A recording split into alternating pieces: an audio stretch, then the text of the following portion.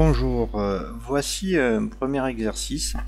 Lorsque vous voulez apprendre à utiliser Excel, donc vous trouverez l'énoncé ainsi que le fichier dans la description. Donc là voilà, pour éviter les saisies et les erreurs de saisie, vous devriez avoir ce fichier là. Donc on va parcourir l'ensemble de l'exercice en faisant quelques petits rajouts de temps en temps. Donc ici, si vous voulez, on vous parle de mise en forme. On vous demande d'affecter des largeurs de colonnes, donc juste pour information. Donc quand on saisit un fichier Excel, on ne saute pas de colonnes parce que, comme vous le voyez là dans la colonne A, on ne voit pas tous les intitulés. Alors ça, c'est une particularité de tout ce qui est texte.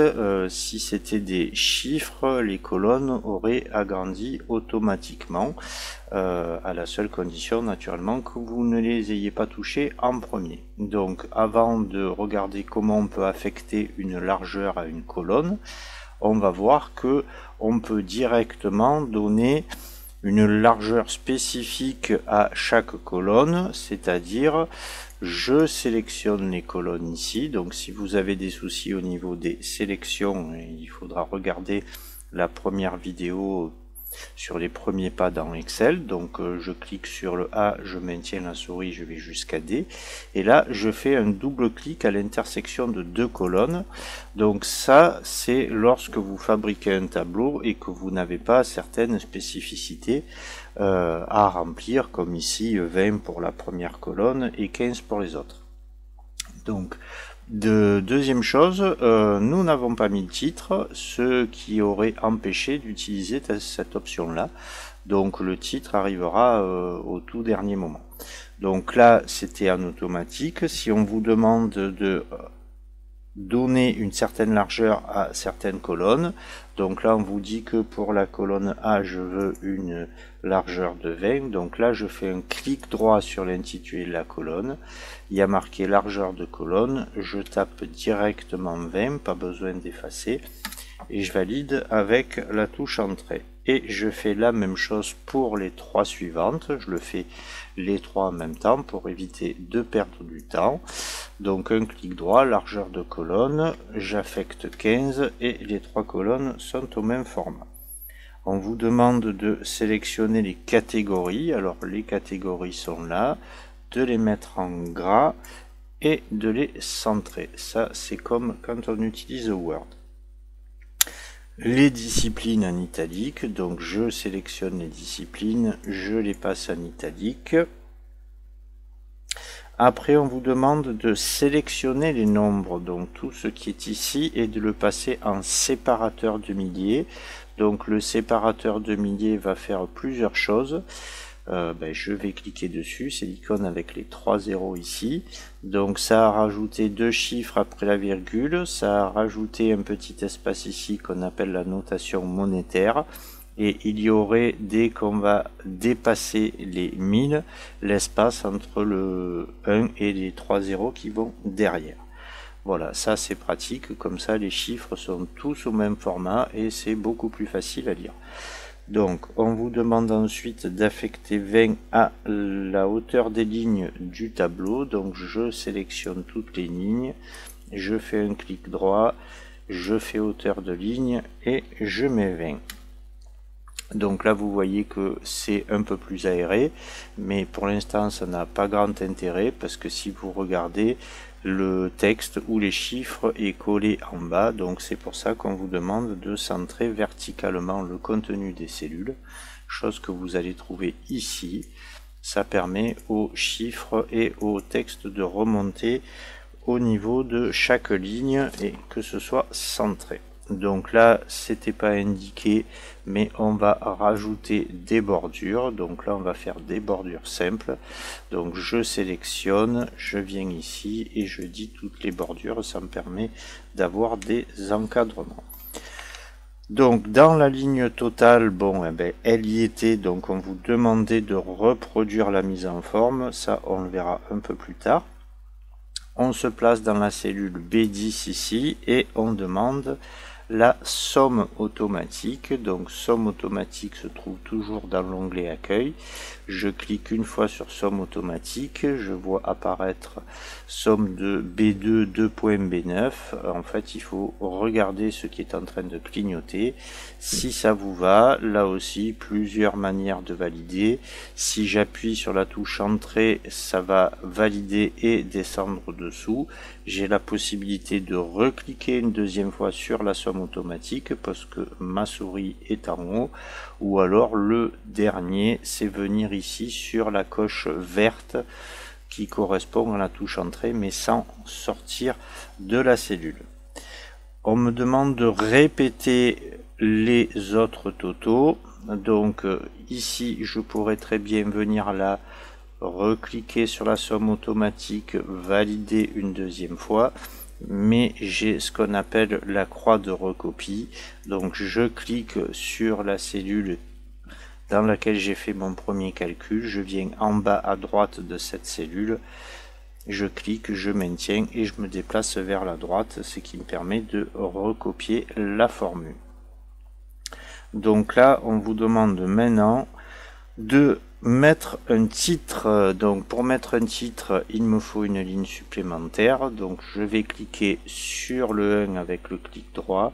Je vais faire insertion. Alors dans les nouvelles versions, ça c'est la version 2010, il n'y a plus marqué insertion, il y a marqué insérer. Donc si j'avais cliqué sur une cellule, et j'aurais eu inséré, et là attention, si vous faites décaler les cellules vers le bas, en fait vous cassez le format du tableau, donc il faut faire assez attention à ça. Donc on dit ligne entière, mais pour éviter les soucis, je sélectionne une ligne, je fais un clic droit, je fais insertion et j'ai ma ligne. Donc le titre doit toujours se taper dans la cellule la plus à gauche. Voilà, donc année scolaire, ben, on va mettre 2020-2021. Et ici, on vous demande de centrer ce titre sur les 4 colonnes, mais sans fusionner. Alors la fusion, on l'aurait obtenue en sélectionnant comme ça, c'est-à-dire la première cellule qui contient l'information jusqu'à la dernière où je veux centrer, et cliquer ici. L'inconvénient, c'est que après, si vous voulez faire un ajout de colonne, un ajout de ligne, ça peut coincer et vous renvoyer une erreur. Donc on va faire un centré sur plusieurs colonnes sans fusionner, et pour ça il faut que vous alliez ici dans le groupe alignement, que vous alliez ici au bout avec les options qui correspondent à cet alignement. Et là, dans l'alignement standard, je vais lui demander un centré sur plusieurs colonnes. Mais là, vous voyez que le fusionné n'y sera pas. Ça donne exactement la même chose, mais ça empêche le petit souci de ne plus pouvoir travailler vraiment comme on veut. Ça arrive de temps en temps, donc on évite de faire la fusion, sauf si vous faites ça au dernier moment. Et on vous demande aussi de passer le titre en 15. Alors là, j'ai les 4 cellules qui sont sélectionnées, mais le titre peut être modifié en cliquant juste dans la cellule A1, parce que c'est là où il est tapé. Là, le 15, il n'y est pas, donc je tape 15 et je valide avec entrée. Et là, vous voyez que, étant donné que je n'ai pas touché la hauteur de la cellule, il a agrandi automatiquement cette hauteur. Voilà, donc on va pas faire d'enregistrer sous. On va faire directement une mise en page. Donc pour faire la mise en page, on vient dans mise en page. Alors là, on pourrait accéder à beaucoup de choses, mais ce qui m'intéresse, c'est les en-têtes et les pieds de page. Alors il y a un endroit ici dans affichage où on pourrait faire mise en page aussi, mais je trouve ça pas très pratique à utiliser, sinon vous pouvez aller faire un tour. Donc dans mise en page, comme tout à l'heure pour le centrer sur plusieurs colonnes, je viens ici et là j'ai accès à toutes les options. Donc on ne me parle pas des marges, on pourrait modifier les marges, on me parle juste des en-têtes et des pieds de page. Donc vous avez des en-têtes ici qui sont prédéfinis, vous avez aussi des pieds de page qui sont prédéfinis, et ici je vais aller donc dans en-tête personnalisée. On va en profiter pour faire le tour des icônes qui sont là. Donc la première icône, c'est pour mettre en forme le texte que vous auriez tapé dans une des trois parties. La deuxième icône ici, ça insère le numéro de page. Alors attention, c'est un code. Là ici, le nombre total de pages. Là, ça rajoute la date. Alors attention là aussi, puisque la date est mise à jour lors de l'impression. Ça ajoute l'heure. Alors les choses qui peuvent être pratiques, celui-là entre autres, ça vous indique où se situe le fichier et quel est son nom. Ça peut être pratique quand on travaille à plusieurs sur un même document. Donc là vous avez juste le nom du fichier. Là vous allez avoir le nom de la feuille, c'est-à-dire ici feuille 1. Ça aussi, ça peut être pratique quand vous avez plusieurs feuilles dans un fichier. Là, ça permet de rajouter une image. Éventuellement, si vous rajoutez une image, vous avez l'icône à côté qui s'active pour avoir un format d'image, style pour jouer sur les couleurs, les teintes, etc. Donc là, on nous demande quelque chose de simple. On nous demande de taper Excel à gauche. Donc là, je tape Excel, je me déplace avec la touche de tabulation pour aller sur la droite et taper dépenses. Je valide, donc là vous voyez déjà que ça apparaît dans le petit aperçu de l'entête. On me demande dans le pied de page, ici, de mettre au centre, premier tableau. Donc voilà, je valide. Et ici vous avez premier tableau, on ira voir un aperçu après. On continue parce qu'on me demande dans les marges, ici, donc de regarder un peu ce qui se passe. Donc les marges, c'est l'endroit où vous vous autorisez à travailler. Les en-têtes, c'est là où vont être inscrits les en-têtes et les pieds de page. Vous voyez qu'on a une marge de 2,5 et que l'en-tête sera écrit à 1,3 à partir du bord de la feuille, donc il sera bien visible. Si vous voulez centrer le tableau sur la page, ça fait partie de l'impression, donc on peut directement dire ici le tableau, lorsqu'il sera imprimé, je veux qu'il soit centré verticalement et horizontalement. Donc si on fait un aperçu, voilà ce que ça va nous donner, avec ici le tableau bien centré sur la page. Vous vérifiez toujours qu'il n'y a bien qu'une seule page, sinon il faudrait apporter quelques modifications sur la mise en page. Ça, on verra plus tard. Donc je reviens dans l'accueil et je poursuis. Donc on vous demande d'ajouter une dernière colonne, c'est-à-dire ici pour mettre le total vertical. Donc j'attape montant vertical. Alors là, la priorité c'est de faire les calculs. Pour la mise en forme, on verra après. Donc là, c'est un peu comme lorsque nous avons fait les totaux ici. J'ai juste à me positionner dans la cellule, cliquer sur somme automatique, étant donné qu'il n'y a rien au-dessus, il va faire une sélection des chiffres qui sont à sa gauche. Je valide. Alors là, je vais quand même vous montrer les erreurs qui sont souvent apparues.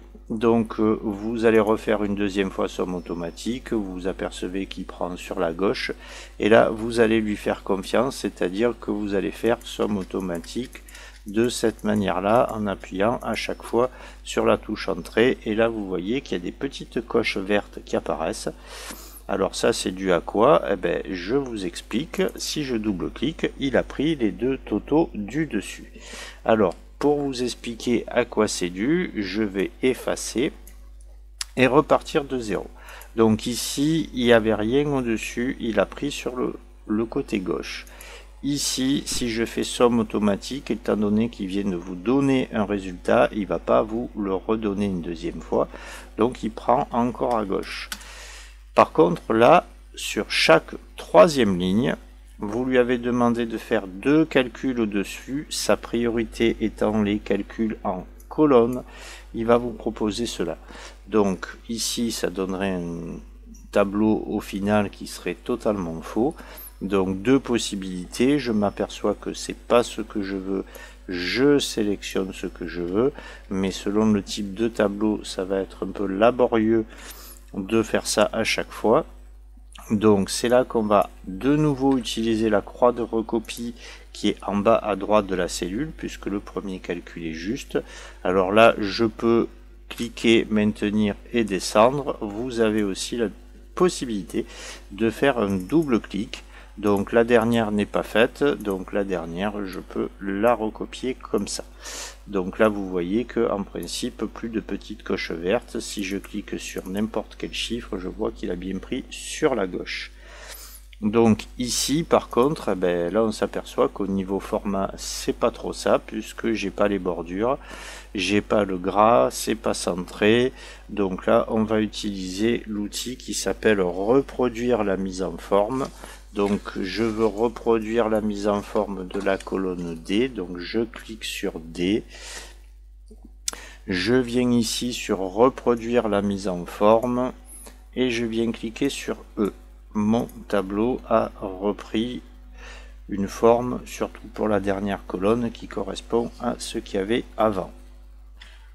Voilà, donc là on va vous demander de juste travailler un peu sur les intitulés des feuilles. Donc là je fais un double clic pour appeler ça trimestre 1 et on vous demande de supprimer les deux feuilles. Donc un clic sur la première, j'appuie CTRL, je fais un autre clic sur la feuille 3, je fais un clic droit et je fais supprimer. Voilà, comme ça j'ai quelque chose de propre. Et éviter de laisser des feuilles qui ne servent à rien à l'intérieur d'un classeur. Ça peut être un peu embêtant quand vous transmettez de ce classeur, et évitez aussi de laisser feuille 1, feuille 2, mettez des noms dès que les feuilles contiennent quelque chose. Donc on vous demande après d'insérer une colonne. Oui, parce que là nous avons des dépenses et un total de dépenses, donc il nous faut une colonne supplémentaire pour mettre les crédits. Donc tout ce qui est insertion, déjà on sélectionne la colonne. Tout ce qui est insertion de colonne, ça se fait avant la colonne sélectionnée, et de la même manière les lignes, ça rajoute au-dessus de la ligne sélectionnée. Donc je fais un clic droit, je fais insertion, j'ai ma colonne, tout ce qui est format on voit après.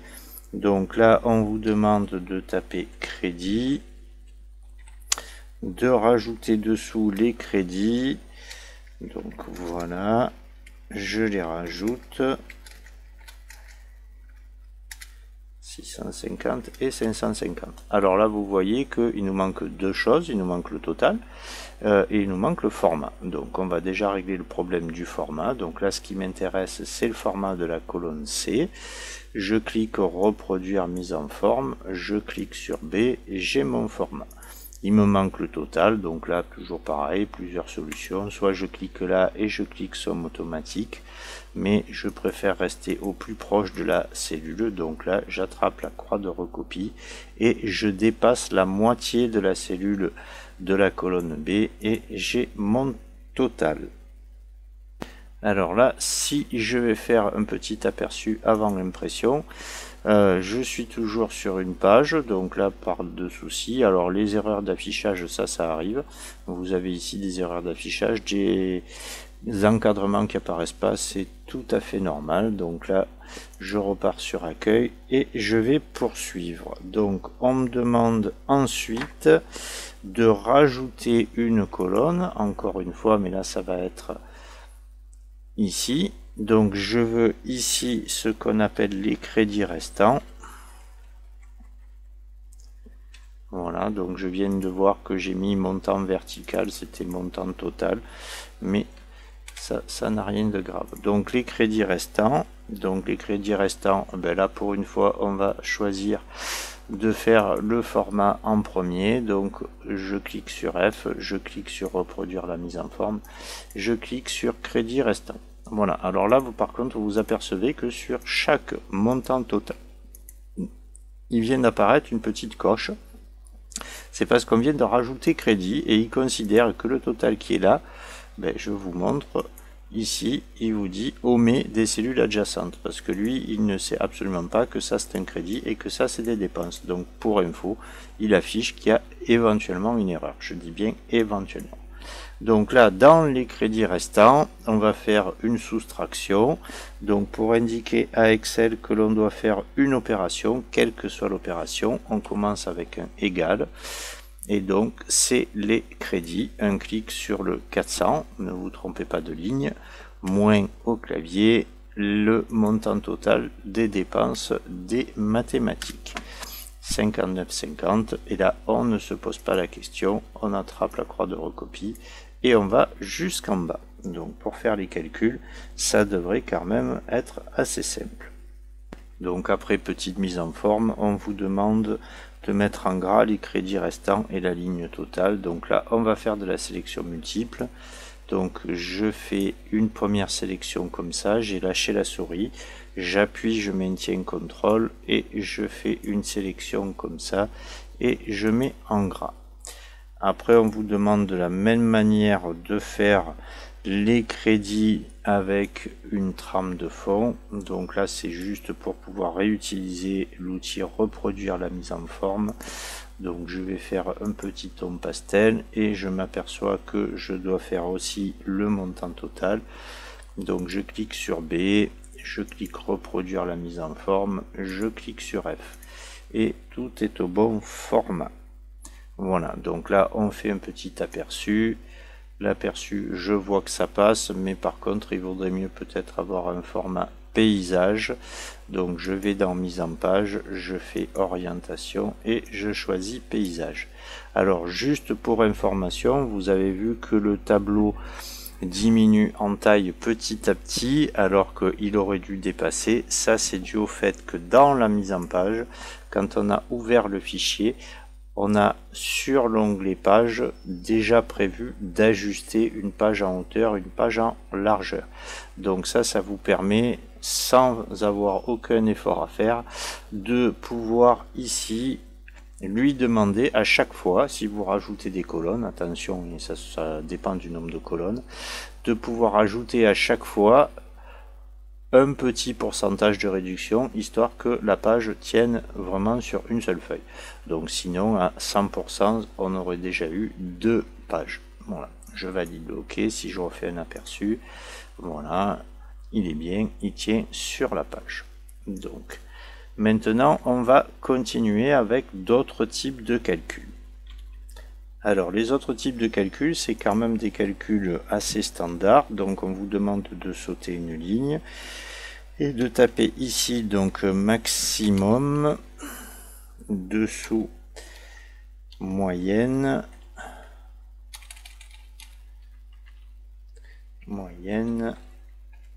et minimum. Donc, pour revenir sur les calculs, je veux faire un calcul ici, ça devrait être le calcul du maximum. Donc si je viens ici, là où il y a marqué somme automatique, sur la petite flèche, vous avez d'autres fonctions assez courantes, donc entre autres ici max. Voilà, donc là si vous voulez, il vous propose tout ce qui est au-dessus. Là on s'aperçoit qu'il y a une petite erreur, parce que le total n'a pas à être inclus. Donc là je ne corrige pas dans la formule, je refais directement une sélection pour avoir de B3 à B10. Je valide avec la touche entrée et j'ai 650. Ici je repars et c'est la moyenne. Donc la moyenne, étant donné que j'ai une ligne vide, il s'arrête ici, ça ne m'intéresse pas. De la même manière, je refais une sélection et je valide avec la touche entrée. Et pour le dernier, encore une fois la même chose, minimum. Alors là toujours pareil, il vous propose les deux qui sont au-dessus à cause de cette ligne vide. Je sélectionne ce qui m'intéresse et je valide. Alors pourquoi je n'ai pas recopié maximum? Parce qu'en fait je peux faire les trois en même temps en faisant une sélection et en recopiant. Donc la petite mise en forme, on vous demande de placer des bordures, donc je peux placer les bordures en faisant ça. On vous demande de mettre en rouge et en gras les moyennes, je sélectionne, je passe en gras et je passe en rouge et mon tableau est fini. Donc par contre, pour éviter de reproduire un tableau, alors ça va être important parce que là vous avez vu que j'ai fait le premier trimestre ici, donc je souhaiterais avoir ce même tableau pour le trimestre numéro 2, puisque en principe on travaille sur 3 voire 4 trimestres. Donc le principe, ça serait en standard de rajouter une feuille, de reproduire le tableau. Donc ça, faut pas y penser. Donc deuxième méthode, ça serait de prendre le tableau, de copier le tableau, de venir sur la feuille 1 et de coller le tableau. Et là vous voyez que vous perdez tout ce qui est mise en forme. On pourrait utiliser reproduire la mise en forme de la feuille trimestre 1 sur la feuille 1, mais c'est un peu laborieux. Alors là, il faut que vous appreniez à travailler avec quelque chose. Je vais supprimer cette feuille, j'ai une petite alerte. Donc là, toujours pareil, deux possibilités. Donc la possibilité standard, c'est de faire un clic droit, de dire ici déplacer ou copier, de dire je veux la copier dans le premier exercice, de venir ici en dernier, de penser à créer une copie et valider le OK. J'aurai un trimestre 1-2 parce que deux feuilles ne peuvent pas porter le même nom. Je modifie le nom, c'est pas un souci. Mais ça nous a obligé à faire exactement 5 clics alors qu'on peut le faire avec un seul. Il suffit d'attraper le nom de la feuille, ici l'onglet, de déplacer vers la droite, d'appuyer, de maintenir la touche CTRL, de lâcher la souris et de lâcher le CTRL, et ici je peux renommer trimestre 2. Voilà, donc ça c'était la première étape pour avoir cette deuxième feuille pour le trimestre numéro 2. Par contre là il faudrait vider le tableau de ces chiffres. Alors attention, ce n'est pas parce que ici je vois des chiffres que c'est obligatoirement des chiffres. Ça c'est un petit inconvénient d'Excel. Parce que, entre autres, ici, dans les totaux, vous voyez des chiffres, mais c'est des opérations, c'est des formules.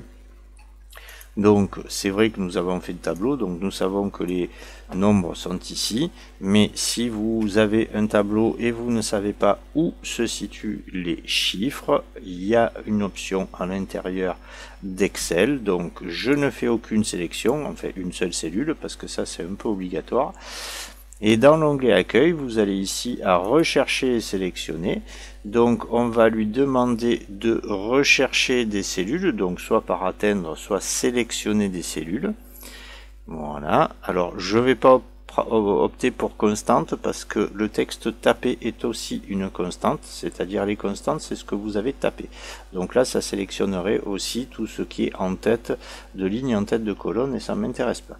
Donc je fais sélectionner les cellules, j'ai une petite fenêtre qui s'ouvre, et ce que je veux c'est les constantes, mais je vais décocher le texte parce que je veux qu'il me sélectionne les nombres. Les valeurs logiques et les erreurs, il n'y en a pas, donc c'est pas un souci, vous pouvez éventuellement les décocher. Donc voilà, je demande à Excel de me sélectionner les cellules qui sont des constantes, c'est-à-dire ce qui a été tapé et non pas ce qui fait partie d'une formule.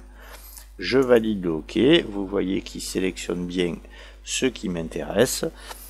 J'appuie sur la touche Sup et ça me permet de vider le tableau. Donc vous avez ici des petites erreurs qui apparaissent, c'est normal, c'est un calcul de moyenne. Et la moyenne, c'est la somme des chiffres divisé par le nombre de chiffres. Et ici, le nombre de chiffres, il n'y en a aucun. Donc ça me permettrait là de commencer à remplir mon tableau pour le second trimestre. Et on va rajouter quelque chose à cette opération. C'est quelque chose qui fait partie d'une playlist qui s'appelle les liaisons. En fait, ce qui me manque sur le trimestre numéro 2, c'est les crédits. Et les crédits, c'est censé être les crédits restants du trimestre numéro 1. Donc, si vous pensez à faire ici, je copie les crédits et je colle les crédits, vous avez des erreurs qui apparaissent. Pourquoi? Parce que là en fait vous avez copié et collé la formule, et dans la formule qui est ici, vous lui demandez dans le trimestre 1 d'aller chercher 5 colonnes avant moins une colonne avant, c'est comme ça qu'il faut regarder. Donc, et là vous voyez que dans la colonne crédit, il n'y a qu'une colonne avant, donc ce qui fait cette erreur. Et si on regarde bien ici, c'est pas la cellule A3, c'est-à-dire la précédente, qui pose un souci, c'est ici la cellule qui était censée être 5 colonnes avant. Donc là, pas de souci, j'ai déjà fait le copier, je vais le refaire, je copie, je viens ici. Alors là, pas besoin d'effacer, ça sert à rien. Donc là, je fais un clic droit. Soit vous avez l'icône ici qui est collée avec liaison, soit vous avez cette possibilité de dire ici, je viens et je fais un collage spécial et vous avez un bouton ici qui dit coller avec liaison. Ça me permet ici de corriger mon tableau. Donc là, toujours des erreurs parce que il n'y a toujours pas de chiffres. Donc là, vous voyez, si je double-clique ou que je clique directement sur une cellule, il me dit que cette cellule, c'est la case G3 qui est située sur le trimestre 1. Mais là, je vous rappelle, pour plus d'informations sur les liaisons, allez dans la playlist correspondante. Il y a des liaisons entre les feuilles d'un classeur, entre les feuilles de plusieurs classeurs et quelque chose qui peut vous intéresser, des liaisons entre Excel et Word. Donc là, on va quand même vérifier que ça marche. Si ici, je mets 100, donc ici 59 moins 100, j'ai un moins 45 qui apparaît, j'ai le 100 qui apparaît ici, et j'ai ici les moyennes, maximum et minimum qui s'affichent. Donc on va ici retenter avec un 20, ça marche. Prenez toujours l'habitude de vérifier que tout fonctionne. Donc là, le minimum, il est à 0, ben oui, parce que là, il y a des opérations qui sont ici la somme de tout ça, donc le minimum, c'est bien 0. Voilà, donc on en a fini pour cet exercice. Je vais continuer un peu juste pour vous montrer quelques petites choses pratiques sur la feuille trimestre 1. Alors d'ailleurs, pour information, si je fais un aperçu de cette feuille qui s'appelle trimestre 2, j'ai encore les en-têtes puisque c'est une copie de la première. Alors là, on va opter pour une mise en page un peu différente. Donc dans la mise en page, ici, dans les en-têtes et les pieds de page, on est d'accord, c'est le premier tableau. Mais ce que je peux rajouter ici, par exemple, dans la partie de droite, c'est le nom de la feuille. Voilà, qui arrive sous forme de code avec et onglet. Alors pourquoi je fais ça? Parce que si je suis sur la feuille trimestre 1, que je fais un aperçu, il n'y est pas, vous voyez. Donc si je vais sur la feuille trimestre 2 et que je fais un aperçu, j'ai le nom de la feuille. Voilà, ça peut être pratique parce que comme ça, on peut avoir le nom du fichier et ainsi que le nom de la feuille. Voilà, c'est pratique sur des gros fichiers. Alors, j'ai dit que j'allais venir sur ce trimestre 1 et faire justement quelques petites mises en forme, ce qu'on appelle de la mise en forme conditionnelle. Donc, la mise en forme conditionnelle vous permet de mettre en avant certaines cellules de manière à éviter de le faire vous. Donc les mises en forme de base sont assez simples. Si dans cette partie là par exemple je veux savoir quel est le chiffre le plus petit ou qui est inférieur à quelque chose, là par exemple on va dire quels sont les chiffres qui sont inférieurs à 20. Donc je sélectionne la plage de cellules sur laquelle je veux travailler, je viens ici dans mise en forme conditionnelle, règle de mise en surbrillance des cellules, et là vous avez inférieur à, et là vous tapez 20. Là je fais pas de mise en forme autre que celle qui m'est proposée, et vous voyez que je n'ai qu'une cellule qui est inférieure à 20. Alors dans le même temps, sur la même plage, je pourrais faire ici supérieur à, supérieur à 100 par exemple. Alors quand vous faites ça avec deux mises en forme, prévoyez ici de changer le format, et là j'ai directement les cellules qui sont supérieures à 100 en jaune, inférieures à 20 en 15, et là c'est toujours pareil, surtout au début faites bien attention de dire je teste. Donc ici par exemple si je mets 1, ça change de couleur, et si le 250 je le passe à 99, j'ai plus de mise en forme. Pourquoi? Parce que là c'est le inférieur à 20 et là c'est le supérieur à 100, et si vous voulez une couleur sur l'ensemble des autres cellules, pas besoin de faire de mise en forme, vous avez qu'à décréter que par exemple elles sont bleues. La mise en forme conditionnelle est prioritaire sur la mise en forme que vous faites à la main. Si là je mets 250, la cellule passe en jaune. Donc haute petite mise en forme, je vais le faire ici sur les crédits. Je sais que le maximum c'est 650, je peux lui demander de mettre en évidence la cellule qui a le maximum de crédit. Alors là c'est mise en forme conditionnelle, règle des valeurs plus ou moins élevées, on va dire les 10 valeurs les plus élevées, mais je ne vais pas lui demander les 10, je vais lui en demander qu'une, et je valide. Ça c'est le maximum parce que c'est la valeur la plus élevée, et si on fait comme pour l'étape précédente, je peux faire ici les 10 valeurs les moins élevées. Donc là je passe sur 1, je change la mise en forme, par exemple je vais mettre du vert pour une fois, voilà, donc le minimum, et là vous voyez que le maximum correspond bien à celle-là et le minimum correspond bien à celle-là. Donc là on peut pas faire apparaître la moyenne parce que la moyenne n'est que là. Voilà, je pense que pour un premier exercice on a fait le tour de pas mal de choses. Donc je vous remercie et à la prochaine vidéo. Au revoir.